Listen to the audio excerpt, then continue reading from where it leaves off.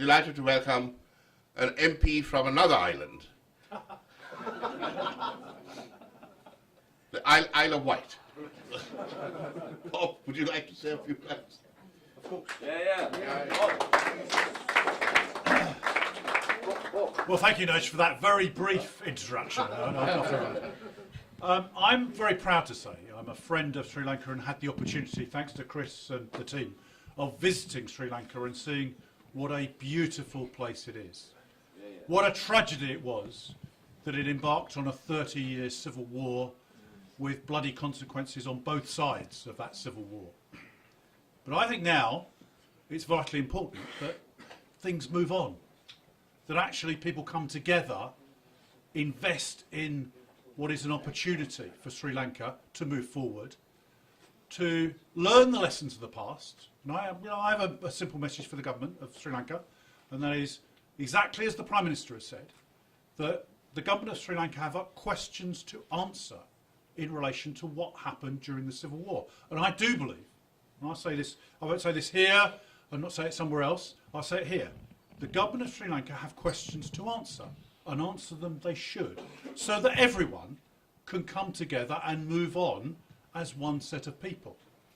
One of the things that horrified me during my visit to Sri Lanka is that the Chinese government have provided the funds and the wherewithal to build a new international airport and a new international seaport on the island of Sri Lanka, which dominates the trade links between East and West. And if anyone in this party thinks that doesn't matter, think again. Because the consequences of the last Labour government in this country cutting off links to Sri Lanka meant they were forced into the arms of China.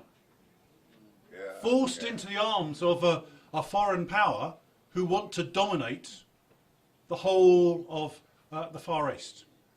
We are an internationalist country, and one of the things I always believe in is that our Commonwealth, our links to the past, are our opportunity for the future. And it should have been us, as Britain, building that airport and building the seaport for the great trade links with the Far East and the West. But instead, the Labour Party, the Labour government of this country, drove Sri Lanka into that partnership. That's going to be difficult to recover from. But we have the opportunity. We have the opportunity of extending the hand of friendship to Sri Lanka and changing that position once and for all.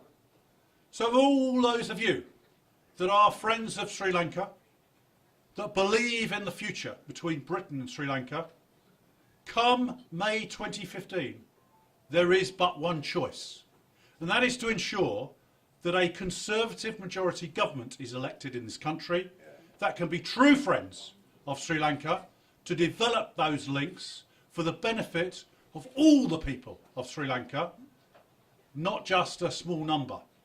Equally, it is not our right or our view to interfere in the government of any country on this planet. It is our right and our duty to extend the hand of friendship to another country that is part of the great Commonwealth of the nations of the world and say, you are our friends, please be friends with us. And that's the key message that we have to impart from this conference, so that all those of you that have links with the community, send out the message to all your friends and families. Vote Conservative, vote for a positive future between Britain and Sri Lanka, not for a negative one. I rest my case.